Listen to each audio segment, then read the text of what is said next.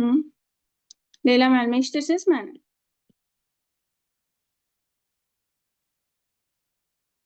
Leyla müəllimə çıxdı deyirsən.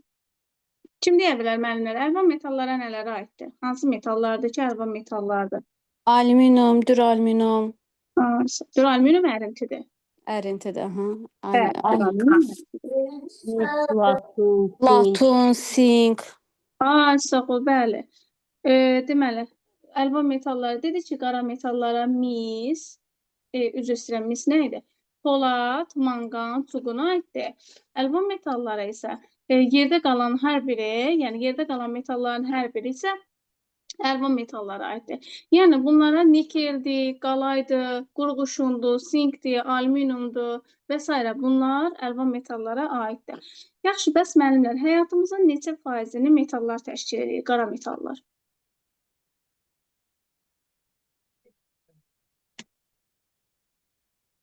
İşləyirsiniz? Kim deyə bilər? Həyatımızın neçə faizini qara metallar təşkil edir? 80% ola bilər müəllimə.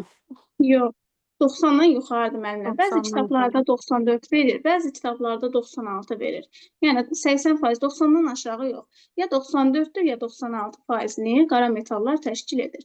İndi biz bugünkü mövzumuzda öyrənəcəyik müəllimlər, metal dəstgahların kəsilməsi. Ən çox burada metal dəstgahların yiyələnməsi üzr istəyirəm, ştangerl pərcələr haqqında. Biz yiyələməyə keçməzdən əvvəl 5-ci sinifə bir dənə qaydaq, orada yiyələr haqqında danışmışdıq, düzdürmü? Təmizləmə aləti olaraq yiyələr haqqında orada bir məlumat əldə etmişdik. Yiyələr dedik ki, oduncağın təmizlənməsində istifadə olunurdu. Nələrdən? Yiyədən başqa nələr var idi orada? Törpü. Aha. Körpü, yeyə, suvant. Sağ ol, törpü, yeyə, suvant və sumbata kağızı var idi. Yeyə, yeganə alətdir ki, müəllimlər, həm oduncaqda istifadə olunur, həm də metalda istifadə olunur. Dedik ki, oduncaqda istifadə olunan yeyənin tərifi necə idi? Kim deyə bilər? Müxtəlif hündürlükdə çərtmələri Sağ ol, bəli. Müxtəlif hündürlükdə kərtikləri, yəni çərtmələri köhnə kitabdadır. Müxtəlif hündürlükdə kərtikləri olan tablandırılmış bir metal tiyəcikdir. Yeyədən bərk oduncağın emalında, bir də məmulatın təmizlənmə emalında istifadə olunurdu. Yeyə neçə hissədən ibarət idi müəllimlər?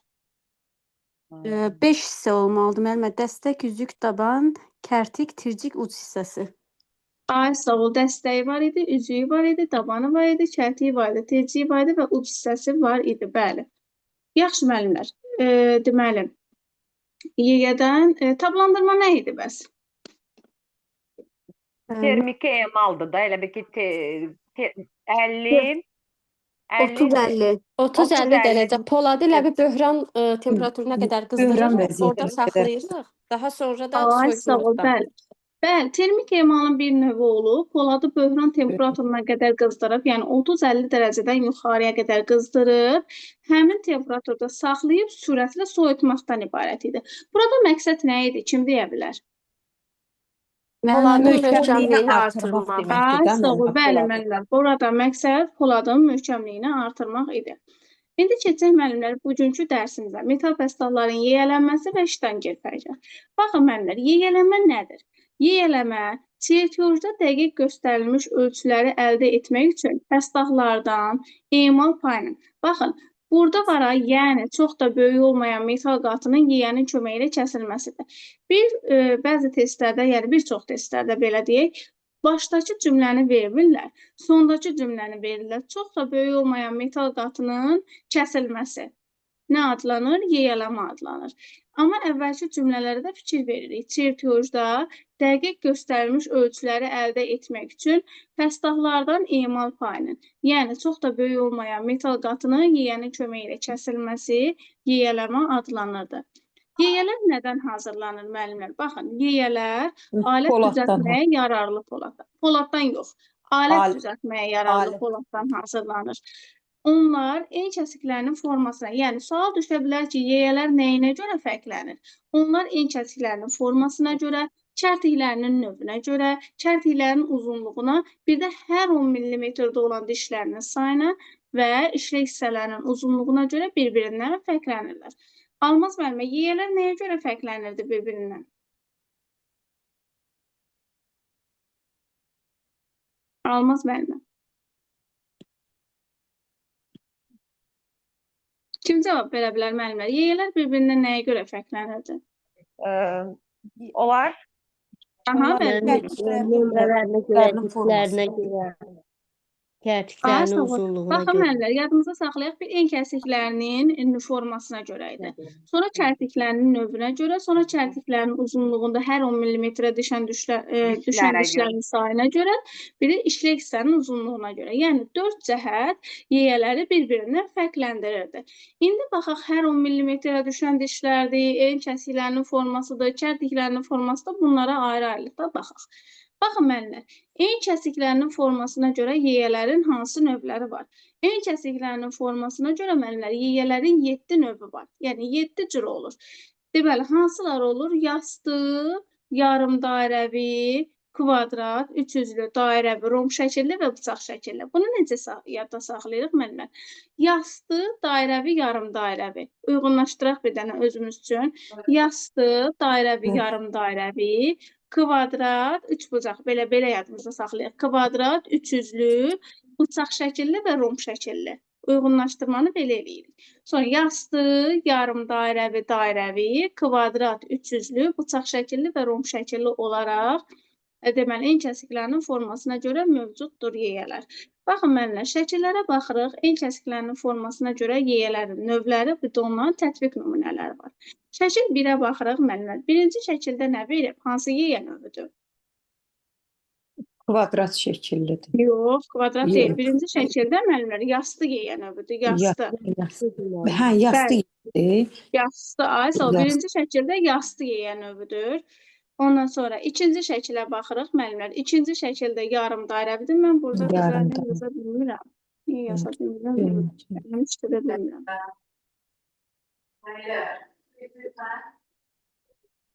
Bir dəqiqə müəllimlər.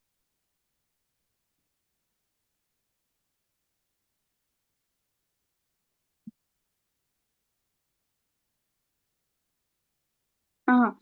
İkinci şəkildə dedik nədir müəllimlər? Yarım dairəvidir. İkinci şəkildə yarım dairəvidir. Sonra yarım dairəvinin şəklinə baxın bir dənə müəllimlər. Baxın, ortasında kəsik hissə var ha.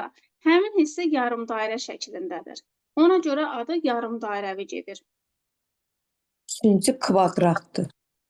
Üçüncü şəkildə bəli kvadratdır. Üçüncü şəkildə kvadratdır. Bir dəqiqə müəllimlər. Bir dəqiqə mən bunun üzərində yazmırsam siz başa düşməyəcəksiniz. PDF-i mən buradan açım.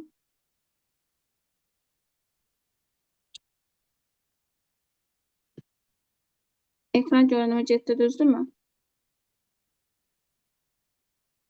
Getdi bəli. Mən buradan açım, mən buradan üstündə yazım, sizə elə başa salın. Ayşə, müəllimə, bir sual vermək olar. Buyurun müəllimə, buyurun. Deməli, biz orada 5-ci sinifdə də yeyələr haqqında keçəndə biz orada şəkil verilmişdi, hansı ki orada da formasına görə Yəni profilləri bu müəllimə, profilləri. O profil. Bəli, o profildir, bu en kəsikdir, bəli. Aydındır. Onu qarışdırmırıq. Həm də müəllimə belə deyim, o oduncaqda istifadə olunan yeyədir. Bu metal üçün metal. Yəni metal üçün olanın profilləri olur, amma oduncaq üçün olanın olmur da, belə başa düşək. Bütün yeyələrin profilləri var müəllimə. Bütün yeyələrin profilləri var. Sadəcə baxın, burada da qeyd eləyib, baxın, en kəsiklərinin növünə görə, hər 10 mm düşən dişlərin sayına görə, işlək hissənin uzunluğuna görə, bunlara görə yeyələr bir-birindən fərqlənir. Aydındır, çox sağ olun. Bəli, onu qarışdırmırıq. Aha, başlayaq müəllimlər izahımıza. Baxın müəllimlər, şəkil 1-də, yenidən izah edirəm, şəkil 1-də yastı yeyə növü görürük, düzdürmü? Yastı yeyə növü görürük, bir dəqiqə. Aha, baxın müəllimlər, bu hissəsi yastıdır. Baxın, en kəsiyinin formasına görə bu hissəsi yastıdır. Bir də şəkil bura baxırıq müəllimlər. Bir də görürsən, bu tərəfdəki verir ki, hansı yeyənin növüdür. Bir də görsən, şəkilin bu hissəsi verir ki, yeyənin hansı növüdür. Sonra müəllimlər, ikinci şəkilə baxırıq. Baxın, bu hissəyə yarım dairəvidir. Görürsünüzmü? Belə bir aypara şəklində olan bir hissəsi var, yarım dairəvi. Baxın, burada da yarım dairəvi şəklindədir. Deməli, yastıdır. Yastıdır. İkinci şəklimiz isə yarım dairəvidir. Yarım dairəvi. Üçüncü şəklimizə baxırıq müəllimlər. Baxın, kvadrat formasındadır. Görürsünüzmü? En kəsiyi kvadrat formasındadır. Yine burada belə kvadrat formasında bir şəkilimiz var. Kvadrat formasındadır. Baxın, burada da kvadrat formasındadır. Yəni, yastı, yarım dairəvi, kvadrat. Sonra gəldik üçüzlüyə. Üçüzlü. Baxın, müəllimlər, üçbucaq şəklindədir. Baxın, yaxınlaşdırın, bir dənə yaxından baxın. Görürsünüzmü? En kəsiyi, yəni kəsik hissəsi üçbucaq şəklindədir. Yəni üçüzlü. Bəzən testlərdə altüzlü də yazırlar. Altüzlü olan variantımız səhv variantdır. Üçüzlü deyəndə burada 3 dənə şəkil görəcəyik. Bunu da açar söz kimi yadımızda saxlayırıq. Üçüzlüdə bir dənə üçüzlüdədir ki, 3 dənə şəkil verir. Baxın, üçbucaq, üçbucaq, üçbucaq. Hər yerdə üçbucaq görürük üçüzlüdə. Sonra gəldik. Hansına gəldik müəllimlər? Dairəviyə. Baxın, en kəsiyi dairəvidir. Yaxınlaşdırın belə. En kəsiyi dairəvi formadadır. Görürsünüzmü? Dairəvi formadadır. Baxın, dairə var. Dairə var. Şəkillərinin içində də dairəvi var. Sonra gəldik müəllimlər 6-cı şəkil. 6-cı şəkilimiz nədir? Romb şəkilli. Romb şəkil. Romb şəkilli. Quş. Uçan quş. Quşu xatırladır təsvir. Uçan quşu xatırladır sanki. Bir dənə bu şəkili yadımızda saxlayırıq. Fərqli olan budur. Bu da hansına aid olduğu? Romb şəkilli. Romb şəkilli yeyə. Sonra gəldik müəllimlər sonuncu bıçaq şəkilli. Şimdi baxanda elə bıçağı xatırladır, düzdürmü? Baxın, ucu da bıçağın ucuna oxşuyur. Bıçaq şəkilli yeyələr. Belə müəllimlər. Dedik, en kəsiyinin formasına görə yeyələrimizin neçə növü var idi? Neçə növü var idi? Kim bilir? Ləman. Oradan götür. Müəllimlər. Oradan götür. 7. En kəsiyinə görə 7 növ yeyən növ Ay, sağ mövcuddur. olun. 7 növ yeyələr mövcuddur. Bəli, birincisi oldu. Birincimiz oldu yastı. Yastı.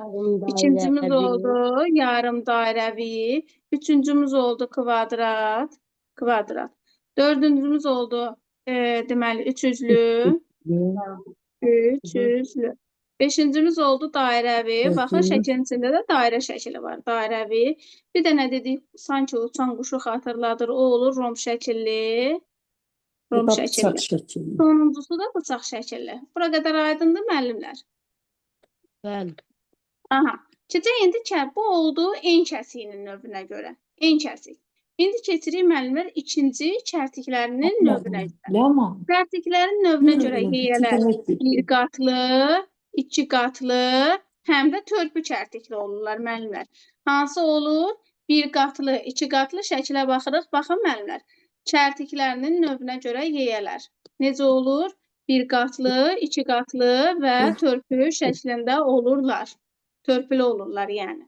Baxın, şəkil bir də göstərir bizə bir qatlı yeyəni. Bir dəqiqə. Aha. Baxın müəllimlər, bu bir qatlıdır.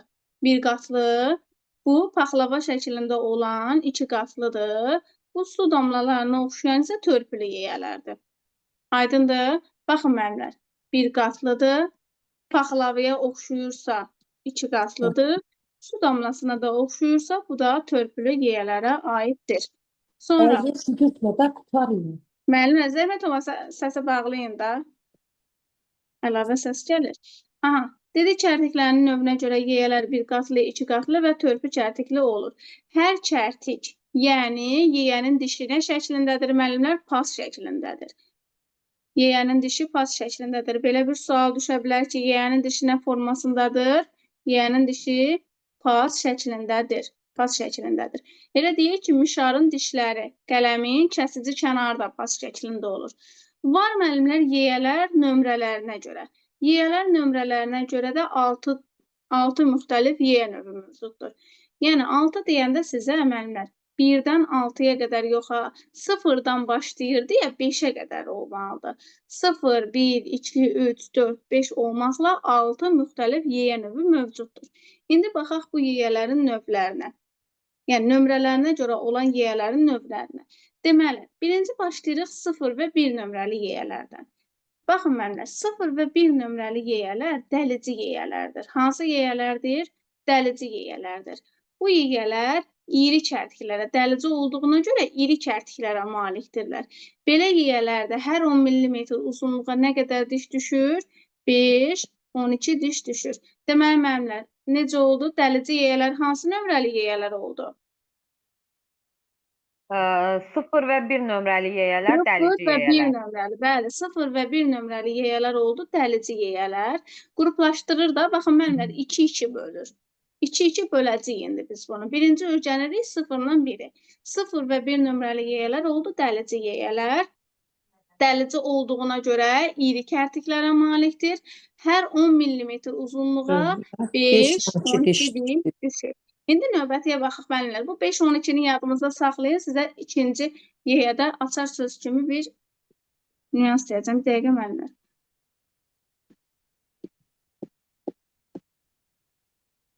Aha. Keçək 2 və 3 nömrəli yeyələrə.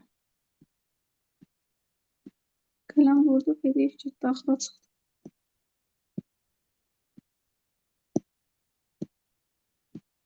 Aha.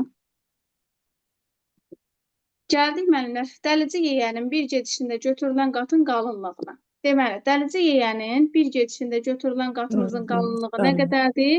0,2, 0,5 mm. İndi bir dənə burada qırağa yazaq, bizim gözümüzün yaddaşımızda qalsın. Deməli, hansı nömrəli yeyələr idi dəlici yeyələr müəllimlər? Yeyələr. 1. Hansı nömrə? 1 nömrəli yeyələr idi, düzdürmü? Dəlici yeyələr idi, iri kərtiklərə malik idi. Deməli, dəlici yeyələrdə hər 10 mm uzunluğa nə qədər diş düşürdü? 5, 12 diş düşürdü, bəli. 5, 12 diş düşürdü. Bu bizim yadımızda qalsın. Deməli, bir gedişində götürülən qatın qalınlığı da 0,2, 0,5 mm idi. Bu belə. Sonra gəldik müəllimlər 2 və 3 nömrəli yeyələrə. Deməli, 2-3 nömrəli yeyələr, baxın, orta kərtik. Birincisi dəlici yeyə idi deyə iri kərtik idi. İndi gəlir 2-3 nömrəli yeyə. 2-3 ortada olduğuna görə orta kərtiklərə malik xüsusi. Buna həm də xüsusi yeyələr deyirlər müəllimlər. Xüsusi yeyələrdir. Belə yeyələrdə hər 10 mm uzunluğa, baxın müəllimlər. 13-26. Dəlici yeyələrdə 5-12 diş düşürdü, düzdürmü? 12-dən sonra nə gəlir? 13. 13-ün də üstünə 13 gələndə nə eləyir? 26. 26. Deməli, 2-3 nömrəli yeyələr, həm də burada 2 burada var, baxın, 3 də burada var. 13-26. 2-3 nömrəli yeyələr orta kərtiklərə malikdir. Deməli, xüsusi yeyələr adlanır. 10 mm uzunluğa da 13-26 diş düşür. Metalın əsas qatını, baxın, metalın deyir əsas qatını dəlici yeyə ilə götürəndən sonra, yəni 0 və 1 nömrəli yeyə ilə götürəndən sonra, deməli, bu nömrəli yeyələrlə işləyirlər həmin hissəni. Xüsusi yeyənin, yəni 2-3 nömrəli yeyələrin bir gedişində metalın götürülən qatının qalınlığı 0,1, 0,3. Baxın, müəllimlər, bu üçü də buradan yadımızda saxlayırıq. 0,1, 0,3 millimetrdir. Yəni, nömrələr böyüdükcə götürülən qatın qalınlığı azalır. Baxın, dəlici yeyədə 0,2, 0,5 idi, düzdürmü? 2-3 nömrəli yeyələrdə, yəni çərtikləri azaldıqca götürülən qatın qalınlığı da daha azalır. 0,1, 0,3. Bunu da belə yadımızda saxlayaq. Sonra gəldik müəllimlər 4-5 nömrəli yeyələrə. Baxaq, 4-5 nömrəli yeyələr məxməri yeyələr. Daha incə işləri görür müəllimlər, məxməri yeyələr. Hər 10 mm uzunluğa nə qədər diş düşür? 42. 42. Nə qədər diş düşür? 42, 80. Bəli, 42-80 diş düşür hər 10 mm uzunluğa. Səthlərin təmizlənməsində və cilalanmasında tətbiq olunur məxməri yeyələr. Məxməri yeyələr, baxın, görün nə qədər kiçildir. Görün nə qədər kiçildir məxməri yeyə olduğuna görə. Məxməri yeyənin hər gedişində 0,5, 0,1 mm qalınlıqda metal qatı götürülürdü. Yeyələr hansı uzunluqda olur müəllimlər? 100 mm-dən 400 mm-ə qədər də olurlar. Deməli, yeyələr hansı uzunluqda olurdu? 100 mm-dən 400 mm. 100 mm-dən, bəli, 100 mm-dən 400 mm-ə qədər uzunluqda olurdu. Yeyələmə zamanı yeyəni emal olunan pəstaxdan 150 mm uzun götürürdülər müəllimlər. Deməli, 100 mm-dən 400 mm-ə qədər öz uzunluğuydu. Ancaq emal olunan pəstahdan isə 150 millimetr. Nə qədər? 150 millimetr 150. uzun götürülürdü. Sonra gəldik müəllimlər natfillərə. Baxın, şəklimizdə bizim natfillər verilir. Natfillər nə üçün istifadə olunur? Xırda detalların və incə iş tələb edən pəstahların təmizlənməsində. Baxın, xırda detalların və incə iş tələb edən pəstahların təmizlənməsində həmin bu natfillərdən istifadə olunurdu. Həmin bu natfillərin uzunluğu olur 80-160. 80-160 millimetr, müəllimlər, santimetr yox. 80-160 millimetr. Qalınlığı 1, diametri 2-3. Baxın, 1, 2, 3 ardıcılığı belə yadda saxlayın. Qalınlığı 1, diametri isə 2-3 millimetr olan kiçik ölçülü yeyələrdir. Həmin bu natfillərə kiçik ölçülü yeyələr deyilir. Natfillərdə isə hər 10 millimetr uzunluğa 20-112 diş düşür müəllimlər. Görün nə qədər xırda-xırda olur da, artıq bu xırda-xırda olan bir yeyə növüdür natfillərin. Sonra yeyələmə zamanı iş vəziyyəti necə olmalıdır müəllimlər? Baxın, yeyələmə zamanı iş vəziyyəti pəstahların təmizlənməsində olduğu kimidir. Yəni, yeyənin dəstəyinin girdə hissəsi, həmin o dəstəyin baş hissəsi, belə deyə də baş hissəsi, girdə hissəsi sağ əlin, baxın bu işlək əlin ovucunun içinə dirənməlidir. Sonra görək nə edirik müəllimlər? Sol əl ilə, deməli, sağ əlin ovucunun içinə girdə hissəsi dirənəndən sonra həmin bu sol əl ilə yeyənin kənarından nə qədər götürürük? 20-30. 20-30 millimetr geri olmaqla yeyənin burnuna qoyulur. Sonra müəllimlər gəlirik paralel müstəvilərdə yeyələmə. Paralel müstəvilərdə yeyələmə zamanı əsas götürülən bir müstəvini tam emal edirik, sonra digər müstəvinin ölçülərini nişanlayıb və onu yeyəliyirik. Deməli, müəllimlər, hansı yeyələmə növümüz var? Deməli, dairəvi var, uzununa var, çarpaz var. Baxaq görək bu yeyələr nəyə xidmət edir? Yəni, dairəvi yeyələrlə nə edirik? Uzununa ilə, çarpazı ilə hansı işləri görürük? Baxın, müəllimlər, pəstahları emal zamanı, yəni emal edən zaman vaxtaşırı yeyənin hərəkətini, hərəkət istiqamətini dəyişdirmək lazımdır. Məsəl üçün, böyük emal payı çıxarır. Böyük emal payı çıxarır hansı yeyələmə? Eninə. Baxın, müəllimlər, şəkil A-da eninə yeyələmə verilir. Baxın, elə eninə istiqamətində gedir. İstiqamətə baxaq bir dənə. Eninə istiqamətində gedir. Hansı yeyələmə böyük emal payı çıxarırdı? Hansı yeyələmə idi? Eninə yeyələmə. 0 və 1 nömrəli yeyələr. Yox. Yeyələmənin növlərini deyirəm müəllimlər. Hə, eninə yeyələmə. Eninə yeyələmə böyük emal çıxarırdı. Eninə böyük. Belə yadımızda saxlayaq da, yəni kök adam, eninə adam, böyük adam. Belə uyğunlaşdırın, belə yadda saxlayın. Eninə yeyələmə böyük emal payı çıxarırdı. Sonra gələk müəllimlər, sətin düz xətliyini təmin edirdi. Görək bu hansı yeyələmədir? Uzununa yeyələmədir. Uzunluğuna yeyələmə. Bəli, baxın şəkildə də görsənib yuxarıdan aşağıya istiqamətdə gedir müəllimlər. Uzunluğuna yeyələmə. Sətin düz xətliyini təmin edirdi uzunluğuna yeyələmədən. Sonra gərək görək dairəvi yeyələmə nəyə xidmət edirdi və çarpaz yeyələmə. Bir dənə şəkilə baxaq müəllimlər. Bir dəqiqə. Şəkil C-yə baxaq. Bir dənə şəkil C-dir ki, müəllimlər. Şəkil C-dir ki, çarpaz yeyələmədir şəkil C-də. Şəkil C-dir ki, orada rəqəmlər var. 30-40 dərəcə. Çarpaz yeyələməni yadınızda saxlayın. Hansı şəkilin üzərində rəqəm görsəz, bilin ki, o çarpaz yeyələməyə aiddir. Çarpaz yeyələmə. Bir də dairəvi yeyələməyə baxaq. Dairəvi yeyələməyə. İndi görək bunların hər biri nəyə xidmət edir? Baxın müəllimlər, çarpaz yeyələmə nədir? Çarpaz yeyələmə deyir ki, pəstahı soldan sağa çəpinə xətlə. Baxın, pəstahı soldan sağa, bax, sol, sağ. Soldan sağa çəpinə xətlə. Sonra eninə, baxın, burada uzununa da yaza bilər, sizi çaşdıra bilər müəllimlər. Ümumi deməli, cümləni verib, bir dənə eninə sözünün yerinə uzununa da yaza bilər. Pəstahı soldan sağa çəpinə xətlə, sonra eninə, sonda sağdan sola çəpinə xətlə yiyələyirik. Bu hansı yiyələmə adlandı? Çarpaz yeyələmə. Çarpaz. Çarpaz yiyələmədə neçə dərəcə idi?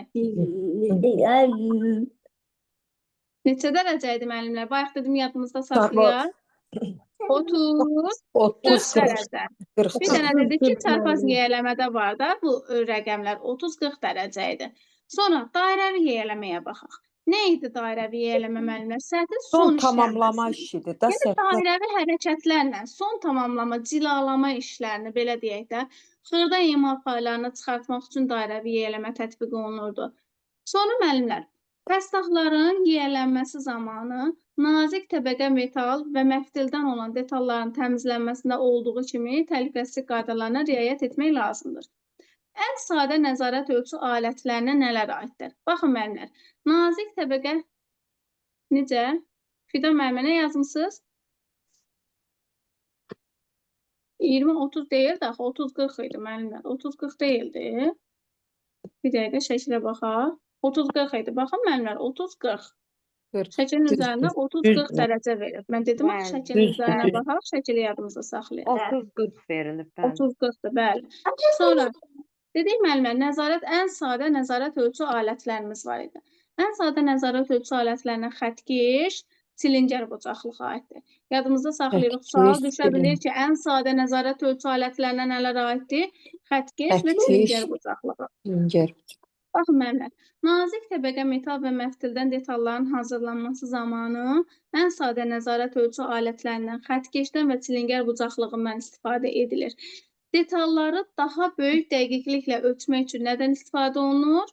Şəkildə nə göstərilir? Ştangen pərcar göstərilir. Bəli. Daha böyük dəqiqliklə ölçmək üçün ştanger pərcar. Bəs ştanger pərcardan da böyük dəqiqliklə ölçmək üçün nədən istifadə olunur müəllimlər? Mikrometrdir. Sağ olun. Bəli, bəli. Mikrometrdən istifadə olunur. Bəli.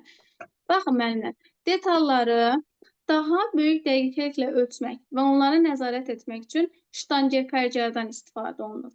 Onlar detalların xarici və daxili ölçülərini, yəni həm xarici ölçülərini ölçür. Yəni dodaqlar var da, burada müəllimlər xarici ölçüləri ölçmək üçün, dərinliyi ölçmək üçün, daxili ölçüləri ölçmək üçün dodaqları var.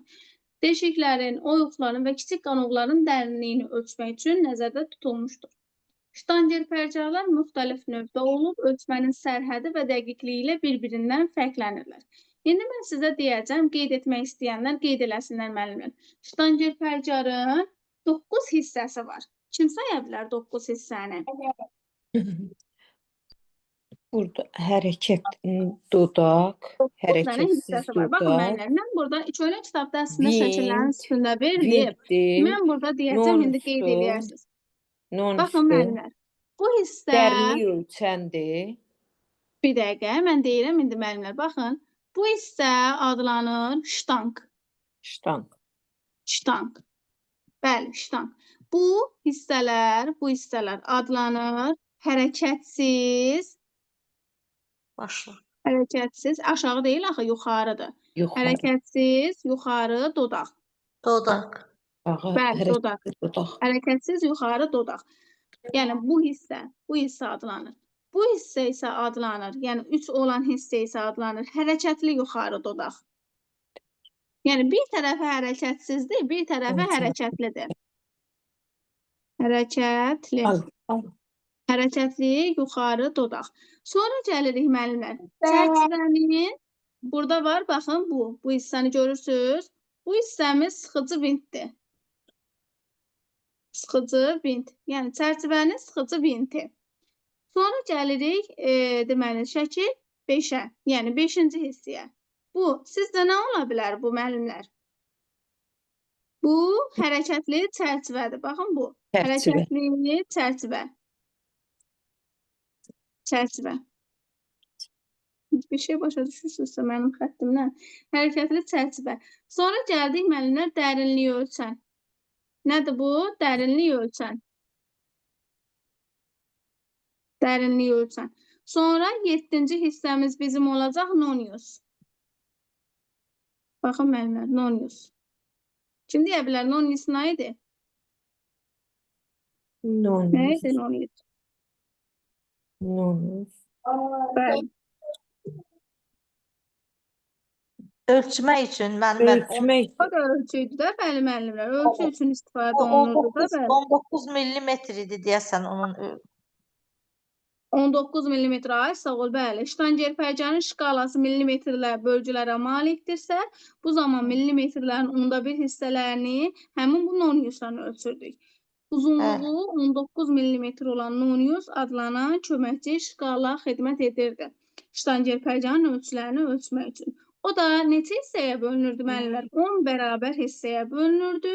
Hər bölgünün uzunluğu 1,9 millimetrə düşürdü. Hər bölgünün uzunluğu 10 bərabər hissəyə bölünürdü. Hər bölgü 1,9 millimetrə düşürdü. Sonra qayıdırıq hissələrimizə. Hərəkətli aşağı dodaq müəllimlər. Bir bura qaldı. Hərəkətli aşağı dodaq. Hərəkət. Aşağı. Hərəkətli aşağı dodaq. Digər hissəsi isə olacaq hərəkətsiz aşağı dodaq. Diz aşağı dodaq. Hərəkətsiz. Hərəkətsiz aşağı dodaq. Bu da 9 hissədən. Deməli, aydınlaşdırırıq, qaydırıq nə üçün istifadə olunurdu, neçə hissəsi var idi. Ştankdan, hərəkətsiz yuxarı dodaqdan, hərəkətli yuxarı dodaqdan, çərçivənin sıxıcı ventindən, hərəkətli çərçivədən, dərinliyi ölçəndən, noniusdan, hərəkətli aşağı dodaqdan və hərəkətsiz aşağı dodaqdan ibarət idi. Yaxşı, bəs belə deyim də müəllimlər, bu hərəkətli yuxarı dodaq, hərəkətsiz yuxarı dodaq və dərinliyi ölçən nəyə xidmət edir? Kim bilir? Dərinliyi. Metalın dəqiqliyini. Baxın müəllimlər, deyirəm, mən burada qeyd edeyim. Daxili hissələri, daxili, daxili, daxili və xarici ölçülərini götürmək üçün. Həmin bu dərinliyi ölçən yarıqların və deşiklərin dərinliyini ölçür. Özünüzdə qeyd edeyim müəllimlər, yarıqların və deşiklərin. Adından da göründüyü kimi dərinliyi ölçür. Yarıqların və deşiklərin dərinliyini ölçür. İndi var aşağı dodaqlar, var yuxarı dodaqlar. O xarici ölçüləri ölçür, yuxarı. Ay, sağ ol, bəli, müəllimlər. Baxın, şəkildə də görsənir. Aşağı dodaqlar daxilə gedir müəllimlər. Daxili ölçüləri. Aşağı dodaqlar gedir daxili ölçüləri ölçməyə, daxili ölçüləri. Yuxarı dodaqlar isə xarici ölçüləri ölçür. Xarici ölçülər, aydındır. Aşağı dodaqlar, məsəl üçün daxil ölçülər, məsəl üçün deşiklərin diametrini aşağı dodaqlar ölçür. Yuxarı dodaqlar isə ölçür yarıqların, üzr istəyirəm, xarici ölçüləri. Yuxarı dodaqlar da xarici ölçüləri ölçür. Bəs yaxşı müəllimlər, ştanger pərcanın ölçü həddi neçədən neçəyə qədərdir? 0,1 idi deyəsən müəllimə. Yox, ölçü həddi deyəndə 0-dan 125-ə qədər müəllimlər, yadınızda saxlayın. Ölçü həddi 0-dan 125-ə qədər idi. 0-dan 125-ə qədər, bəs yaxşı, dəqiqliyi nə qədər idi? Dəqiqliyi idi müəllimlər siz deyən 0,1. 0,1, bəli. Ölçü həddi deyəndə 0-dan 125-ə qədər, dəqiqliyi isə 0,1 millimetr idi. Bəs yaxşı müəllimlər, kim deyə bilər, noniusun dəqiqliyi nə qədər idi? 19 millimetr idi mən. Üzr istəyirəm, nonius nə idi? Mikrometrin. Mikrometr. 10 millimetr idi. Yox. 10 dəfə, ştanger pərcadan 10 dəfə böyük 10 dəfə ölçülsə, dəqiq ölçür. 0 tam nə qədər? 0,9. Yox müəllimlər. 10 dəfə böyük ölçürdü. 0,1 millimetr idi. Bəli, onda bir olsa. O kitablarda indi verilmir nəysə. Bəli, köhnə kitablarda verilir. Bəzən düşə bilir də müəllimlər. Ona görə biz köhnə kitablara da buradan inteqrasiya eləyirik. Müəllimə, 0-dan 1000-də 1 yoxsa 100-də 1? 100-də 1. 0,100-də 1. Mikrometrdə dəqiqliyi 0,100-də 1 idi. Ştanger pərcanın dəqiqliyi 0,1 idi. Bəli. Müəllimə, 10 dəfə artırsa 100-də 1 olardı. Bəli, 100-də 1 olur. Yaxşı, baxın müəllimlər, sənaye müəssisələrində ştanger pərcar ən əsas ölçü alətlərindən biri idi. Ondan müxtəlif peşələr üzrə, deməli, fəhlələr, dəzgah və çilingər işləri üzrə nəzarətçilər istifadə edirdilər. Baxın müəllimlər, hər bir mövzunu oxuyanda mütləq ki, həmin mövzunun təhlükəsizlik qaydalarına baxırıq. Təhlükəsizlik qaydalarımıza baxırıq. İşə başlayanda ştancer pərcanın üzərindən tozlu və sürtgü yağını təmiz parça ilə silmək lazımdır. Bilmək lazım. Aləti cilalayıcı sumbata kağızı və bıçaqla təmizləmək olmaz. Olmaz. Təmizləmək qətiyyən olmaz müəllimə. Sonra aləti qızdırıcı cihazların üzərinə qoymaq olmaz. Yalnız cızığı və tilişkəsi olmayan təmiz detalları ölçmək olar. Ştanger pərcanın dodaqları iti uclara malikdir. Odur ki, ölçmə zamanı diqqətli olmaq lazımdır. 5-ci qaydamız, ştanger pərcanın dodaqlarının əyilməsinə yol vermək olmaz. Onların vəziyyətini sıxcıqlıqla tənzimləmək lazımdır. Və ölçmə şkalasındakı göstəriciləri oxuyarkən ştanger pərcanı düz gözlərin önünə tutmaq lazımdır. Bu da bizim müəllimlər, metal dəstəklərin yiyələnməsi və ştanger pərcanın mövzumuzdur. Gəlin biraz mövzumuzu sual-cavab eləyək. Baxaq görək kim var? Sual-cavaba qoşulan Aynur müəllimə. Bəli. Aynur müəllimə, mənə deyin görüm, yiyələr en kəsiklərinin formasına görə hansı növdə olurdu? En kəsiyinin formasına görə 7 növdə olurdu. Ay, sağ ol, bəli, 7 cür olurdu en kəsiyinin formasına görə. Hansını arayın? Yastı formalıydı, yarım dairəvi. Aha. Yastı, yarım dairəvi, kvadrat, romb şəkilli, Üçüzlü. bıçaq şəkilli, Baxın, bir də mən dedim üçüzlü. uyğunlaşdıraq da, yastı, dairəvi, yarım dairəvi, kvadrat, üçüzlü, romb şəkilli və bıçaq şəkilli. Belə daha rahat yadda qalır. Aynur müəllimə, bir də təkrar eləyirik. Yastı, dairəvi, yarım dairəvi, kvadrat, üçüzlü, romb şəkilli. Və Bir də bıçaq şəkilli. bıçaq şəkilli, hə. Ay, sağ ol, afərin müəllimə, afərin. Yaxşı, bəs müəllimə, mənə deyin görüm, Almaz müəllimə. Səs aça bilirsiniz, Almaz müəllimə?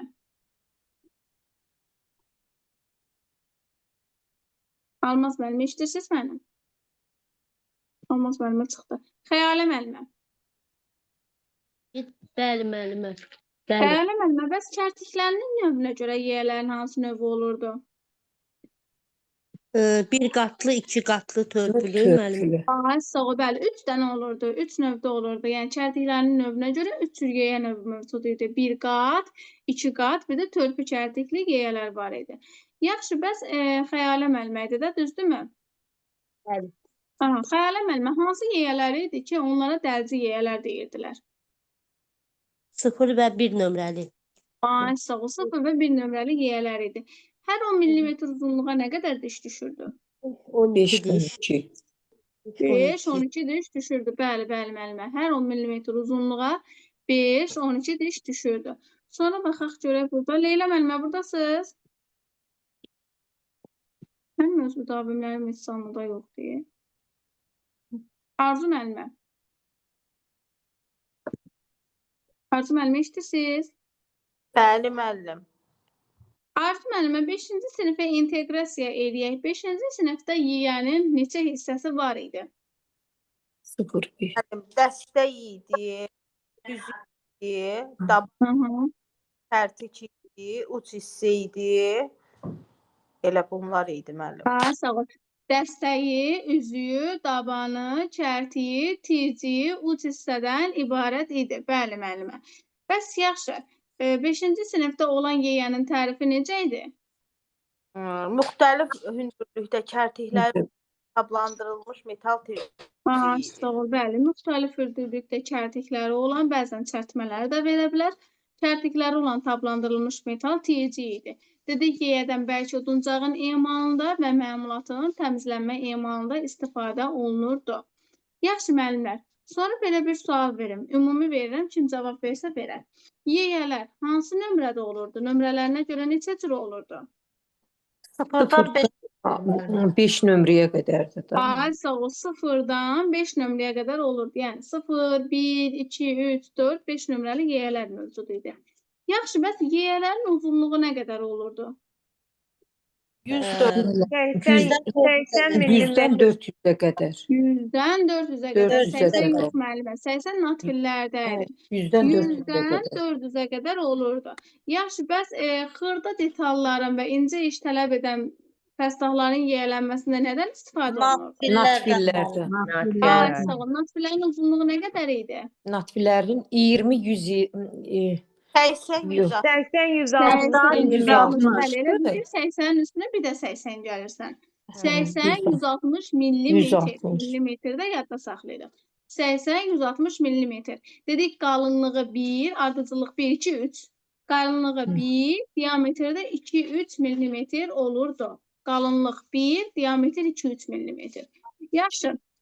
Sol əl yeyənin kənarında nə qədər ceyri olmaqla yeyənin burnuna qoyulurdu?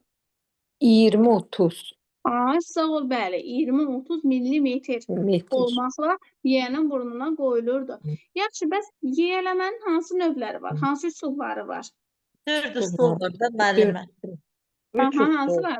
4 üsuldur. Dairə, Eninə, uzununa, uzuna, dairə. çarpaz, dairəvi. Ay, sağ ol, bəli, 4 dənə üsulumuz var idi. Eninə, uzununa, çarpaz yiyələmə və dairəvi yiyələmə növləri var idi. Nə qədər Aynur var burada? Bilmirəm, hansına sual verirəm. 4 dənə Aynur müəllimə var. Hı. Yaxşı. Mən oktyabr qrupundanam da təzələr. Hamının adı Aynur yazılıb deyə müəllimə. Hamınızı da görüntünüz bağlıdır deyə icra bilmirəm də kim oktyabr qrupunda olan Aynur müəllimədir. Yaxşı, sətin Aynur müəllimə ilə sizə sual verim. Sətin düz xətliyini təmin edirdi. Səthin düz xəttliliyini təmin edən, yəqin ki, eninə olandır. Düz xətliyini var, düz xətliyini təmin edirdi. Aha, uzununa. Sağ ol, yuxarıdan aşağı deyirdim. Aşağıya, Yuxarıdan uzununa, aşağı hə. düz xət çəkilir, uzununa Hı hı. yiyələmək. Yaxşı, bəs belə bir sual verin müəllimə. Böyük emal payı çıxaran yiyələmə hansı idi? Böyük emal payı 0,1 nömrəli. Enə Eninə, siz buradan yiyələmə idi, soruşursunuz. bəli. Yaxşı, bəs belə bir sual verin müəllimə. Məxməri yiyələr hansı nömrəli yiyələr idi? Məxməri yeyələr 4-5 nömrəli yeyələr idi. Yaxşı, bəs müəllimlər, kim deyə bilər ən sadə nəzarət ölçü alətləri? Nəzarət alətləri. Xəttkeş idi müəllimə. Bir də nə idi? Çilingər bucaqlığı. Çilingər Çilingər Və bucaqlığı, çilingər hə. bucaqlığı.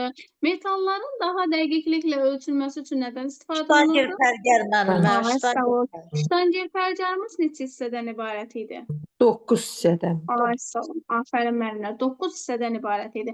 Var idi ştangımız, hərəkətli, hərəkətsiz yuxarı dodağımız, hərəkətli, hərəkətsiz aşağı dodağımız. Sonra bu tərəfə gəlirik müəllimlər. Çərçivənin sıcı vintil, hərəkətli çərçivə, bir də dərinliyi ölçəndən ibarət idi. Dərinliyi ölçəndən ibarət idi, bəli. Yaxşı, belə bir sual verin sonra. Dedik ki, ştangel pərgərın ölçü həddi nə qədərdir? Ştangel pərgərin ölçəli 0-125 idi deyəsən mənim. Bəli, müəllimə. 0-dan 125-ə qədər ştangel pərgərin ölçü həddi idi. Bəs dəqiqliyi nə qədər idi?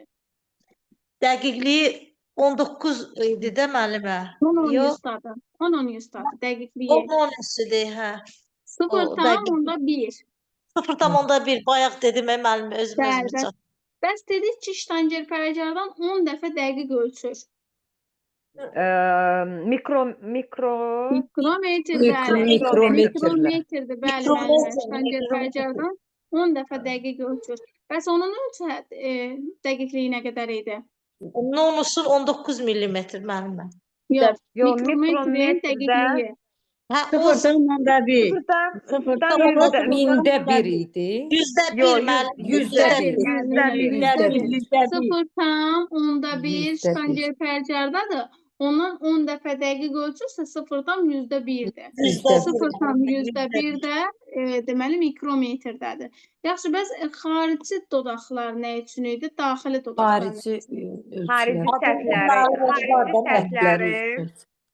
Xarici səthləri ölçmək üçün xarici dodaqlardan, daxili səthlərdən, yəni üst dodaqlardan. Yaxşı, bəs aşağı dodaqlar nə üçün idi? O daxili hissələri. Ay, sağ ol, bəli. Aşağı dodaqlar daxili ölçülər idi. Yuxarı dodaqlar isə xarici ölçüləri ölçmək üçün istifadə olunurdu müəllimlər. Yaxşı, bəs dərinliyi ölçən nə üçün idi? Yəni ki, onlar da deşikləri, sonra yarıqları, nə bilim, yəni daxili hissələrdə, yəni ki, bağlı yerləri ölçmək üçün idi mən biləni. Bağlıdır, kəsik.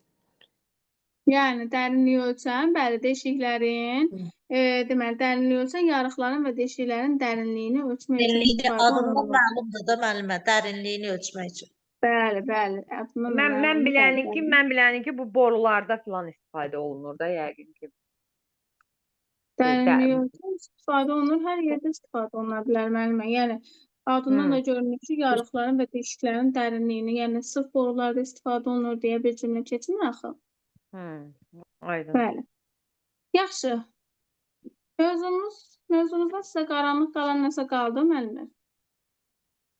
Nəsə sualınız Yox, var mı? Mövzumuzdan başlayalım. İnşallah ki, yadımızda qalır. Çox sağ ol müəllimə, çox gözəl ətraflı izah. Biz təşəkkür edirik. Başqa sualı olan var müəllimlər mövzu ilə bağlı? Xeyr müəllim, Yoxdur, yox. sağ olun. Yaxşı müəllimlər. Başqa Sağ olun sualınız müəllimə, yoxsa sağ olun, çox dərsimizə sağ olun. Mən ilk yekunlaşdıraq? dəfədir qoşulmuşam müəllimə, çox sağ olun. Gözəl izahlar Xoşdur verdiniz. müəllimə, xoşdur. Sağ olun. Qrupumuzda varsınızsa, ödənişsiz qrupumuzda. İndi mən orada sual qoyacağam, gələn dəfəki canlı hansı mövzuya aid olsun deyə. Müəllimə, Yoxdursa, bu sizin ödənişsiz qrupdur da deyəsən müəllimə. bəli, bəli, linklərimiz ödənişsiz qrupa göndərilir, bəli, müəllimə. Müəllimə Yəni, hər həftə Ödənişli qruplar olacaq onsuz da sizin keçir də bu ödənişli. dərsi müəllimə. Və bu haçana qədər bu davam eləyəcək sizin bu ödənişsiz qrup? Nə qədər ki, hələ ki, noyabr qrupları, dekabr qrupları aktiv deyil müəllimlər, boş vaxtımızda belə canlı aça bilirik, yəni canlılarımızı belə eləyə bilirik. Sağ olun Görək müəllimə, müəllimə. Allah sizə kömək olsun. Əslində dərslərə qoşulsaq çox qəşəng, orada daha çox yaxşı. Yəni ki, mən oktyabr Orada ayından testlər qoşulmuşam. falan da olur deyə Testlər yaxşı falan olur. çox, yəni göz yaddaşı çox, yəni ki, orada yaxşı, yəni bir yöndür də, yəni göz yaddaşı. Sonra müəllimə səsli atır, yəni mən məsəl üçün işə gedəndə açıram nauşniklə, mən dinləyirəm, həm görürəm müəllimə izah eləyir, həm də baxmayın özümüz müəllim olsaq da, amma yəni ki, inanın ki, təkrarçılıq yəni çox yaxşıdır. Yəni qoşulsaq yəni peşman olmazsınız. Müəllim, Çox sağ olun müəllimə. Sağ olun müəllimə, çox sağ olun. Allah razı olsun, Allah köməyiniz olsun. Çox sağ olun. müəllim. Bəli, müəllimə. Bəli, sizin sürət qrupunuz olacaq inşallah, müəllim, mart ayı. Sürət qrupu açılacaq, bəli müəllimə, apreldə. Sürət qrupu Apreldə apreldə. mən də Sürət qrupu da qoşulacağam necə müəllimə, olacaq? sizin Belə deyim də sürət- müəllimə. Məsəl üçün, oktyabr qrupu apreldə təkrara qayıdacaq. Sürət qrupu da həmin oktyabr qrupuna qoşulacaq. Onlarla birlikdə təkrara gedəcək. Bəli, bəs təkrarlar necə gedəcək, neçə mövzu? Müəllim, adından da görünür də sürət qrupu bölmə-bölmə gedir. Məsəl üçün, həftədə 3 dəfə dərsimiz olursa, bir həftəyə bir kitab bitməlidir. İnşallah. Bir də müəllim. Ayşə mən belə bir sual verim sizə. Bilmirəm. Bu mən kurikulumdan hələ ki, yəni oxumuram, amma mən MİQ-də bu illəri özümü sınamaq üçün girmişdim MİQ-də sertifikasiyaya görə. Deməli MİQ-də mən 15 sualı düz yazdım da, 20-dən 15 sualı. Belə məntiqlə yazdım da ancaq. İndi hələ ki mən oxumuram. Siz nə məsləhət görürsünüz? Yəni nə vaxt qoşulsa? Mən fevraldan qoşulum, yoxsa martdan qoşulum? Nə vaxt qoşulum? Fevraldan, martdan çox gec olar müəllimə. Yəni kurikulumdan ən azından məlumatınız varsa fevraldan, hətta deyərdim ki, yanvardan. Çünki Mən belə özüm deyirlər ki, sertifikasiyanın kurikulum sualları biraz nisbətən çətin düşür. İxtisas rahat olur, mən özüm kurikulum sualları əslində biraz çətin olur. 19-cu ildə MİQ-lə gəlmişəm. Yəni onda məntiq olan Var vaxt da idi. yəni. Hə, məntiq olan vaxt idi. Yəni elə bil ki, məntiq də var idi onda. Deməli, onda mən normal yaxşı yazmışdım da 10 sualdan 9-unu yazmışdım MİQ-də. Amma ki, indi baxıram ki, yəni çoxdan təkrarlamıram, eləmirəm. İndi Bu dəqiqə fikirləşirəm. müəllimə, yəni məsəl üçün bu il MİQ-də düşən kurikulum sualları, yəni kitabda nə var eminlə o düşmür. Bilirəm, başa düşürəm. Yenə məntiqlə tapıb yazmaq, yəni ən azından mövzulardan xəbərdar olmalısınız. Amma eminli kitabda bu cümlə var, bu cümlədə MİQ-ə düşüb deyə bir şey yoxdur daha. Bilirəm, başa düşürəm. Mən də qoşulmaq istəyirəm sizin qrupa. Bəli, bir də Mən siz nömrə deyim, əlaqə nömrəsi deyim. Dərslərə qoşulmaq istəyirsinizsə, həmin nömrə ilə əlaqə saxlayın olar. Olar müəllimə, olar. Bir dəqiqə, mən sizə nömrə deyim. 055 787 21 23. 787. Qruplarda da var, müəllimə. Ülviyə xanımın nömrəsini mən deyərəm, yazarsınız mənə. Müəllimə, Ülviyə zəhmət xanımın olmasa bir nömrəsi dəfə də təkrarlaya bilərsiniz, zəhmət olmasa. 055 787 21 23. Hə, yaz. 7. Bir də digər qeydiyyat nömrəsini deyim, müəllimə. 055 841 61 11. Müəllim, Müəllimə, mən yazmışam, müəllimə, mən həmin nömrəyi yazmışam, zəhmət olmasa cavab verərsiniz. Bu 61 nömrəyə 11. yazdım. Bəli, bəli, bugün yazdım elə. Ay, yaxşı. Mən Ülviyə xanıma deyərəm, sizdən nələrdə saxlayar. Oldu müəllimə, təşəkkür edirəm. Allah sizə Yaxşı, kömək müəllimə. olsun. Başqa sualınız yoxsa dərsimizi yekunlaşdıraq. oldu Sağ müəllim. olun, gecəniz Çox sağ xeyrə olun. qalsın. Sağ olun, müəllimə. Sağ olun. Çox sağ olun. Çox sağ olun.